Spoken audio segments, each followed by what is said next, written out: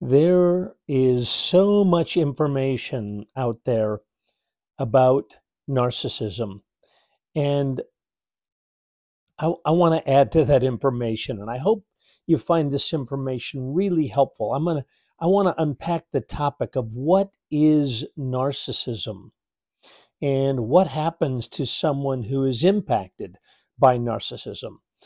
I'm Dr. David Hawkins from the Marriage Recovery Center and the Emotional Abuse Institute. So, what is narcissism? I want to give you 3 significant traits that are involved with narcissism. First of all, narcissism is profound selfishness with the subsequent abuse of power and control.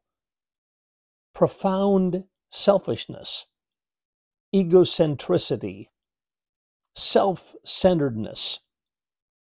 But it's not just self-centeredness, it's not just selfishness. Notice that I said with the subsequent abuse of power and control. So a narcissist, whether they are a friend, a colleague, a partner, a mate, a spouse, a parent, whomever they are so selfish that they're self-absorbed and they're going to overpower you. They're going to become larger, you're going to become smaller.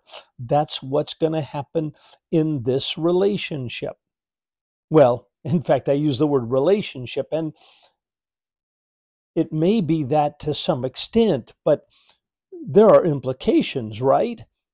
Very much so, because if someone is going to overpower me, they're going to dominate me, they're going to assert themselves so forcefully that they become larger and I become smaller, well, the relationship is going to be impacted. Profound selfishness with the subsequent abuse of power and control. You're going to get hurt in the process. All right, profound selfishness. Second trait, a profound inability to tolerate distress and subsequent crazy making. So if there is a profound inability to tolerate distress, I mean, there's distress in every relationship, right? There is. There's conflict in every relationship, and we all need to be able to manage our own distress in such a way where we can still hold space with another person. You know, if we essentially say to other people, hey, look, I can't handle criticism. I can't tolerate distress. I can't tolerate you not liking what I'm saying. You've got to agree with me. Well, a profound inability to tolerate distress, which leads to crazy making. Why does it lead to crazy making? Let me explain that. So someone who has an inability to tolerate distress, they're going to become defensive. They're going to become argumentative. They're going to rationalize, justify, minimize, shift the blame, all of those different defensive maneuvers, self-protection, because why? They can't tolerate distress. They have no ability to regulate themselves, to sit with conflict, to sit with tension.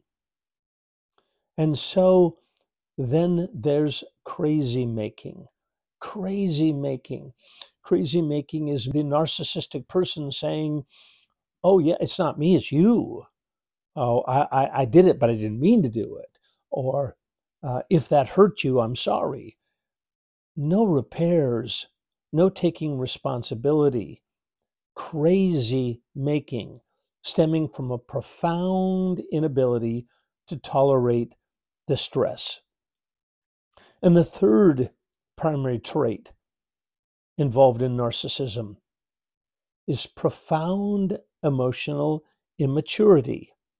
and subsequent emotional disconnection, profound emotional immaturity, and then subsequent emotional disconnection. Now, what do I mean by that?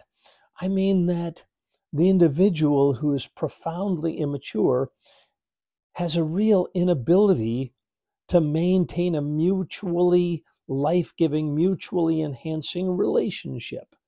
They're immature. They're a 6-year-old inside. And so they get their feelings hurt easily. They blow up quickly. They withdraw quickly. They have all kinds of immature reactions and responses. And so you are left alone. You're left invisible. You are left voiceless. Yeah, that's going to happen when you're with someone who is profoundly immature. Or again, in summary then, the 3 primary traits of narcissism: a profound selfishness with subsequent abuse of power and control, a profound inability to tolerate distress, and subsequent crazy making, and third, profound emotional immaturity, leading to subsequent emotional disconnection. All right, I hope that's been helpful. I want to give you a bit of a teaser here.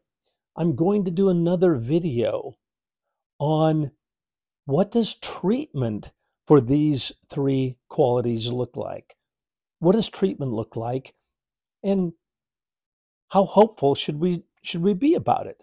All right, again, push subscribe, share this with others, and click on the link below for future treatment. We want to help you. We want to partner with you in growing beyond narcissism and emotional abuse. All right, as always, take care.